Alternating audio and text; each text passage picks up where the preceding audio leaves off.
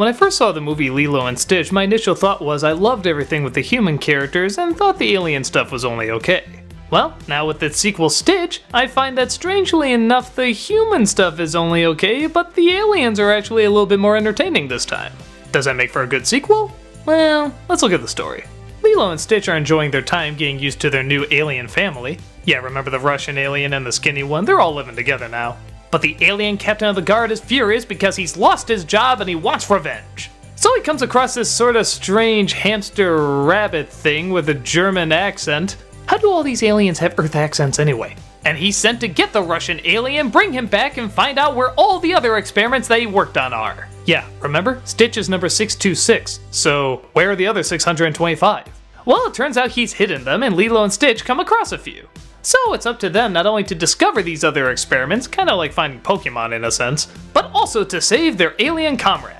So like I said before, this time it's a little switched around. The aliens in this actually have some really good laughs. This weird rapid gerbil thing is pretty funny, the captain of the guards is trying to be serious but keeps having to come across these annoyances. He even gets this sidekick voiced by Rob Paulsen.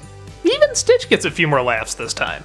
I also really like how this skinny alien is actually really getting used to wearing women's clothing, and he's totally okay with it. Who knows, this might be the first openly transvestite Disney character.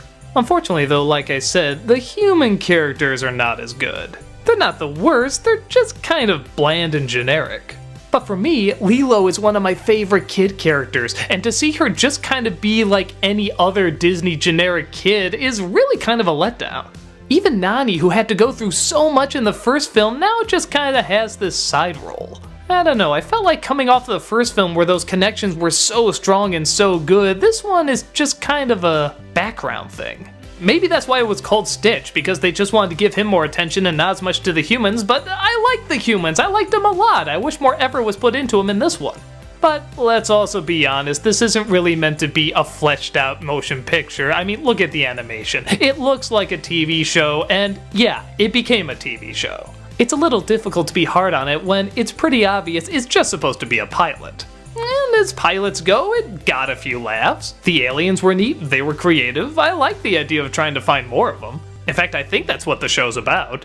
But yeah, it is a letdown that a character as good as Nani and Lilo are just reduced down to, well, any generic character you would see in a Disney sequel. But I guess if you're just looking for a laugh or two and something relatively harmless, it's fine.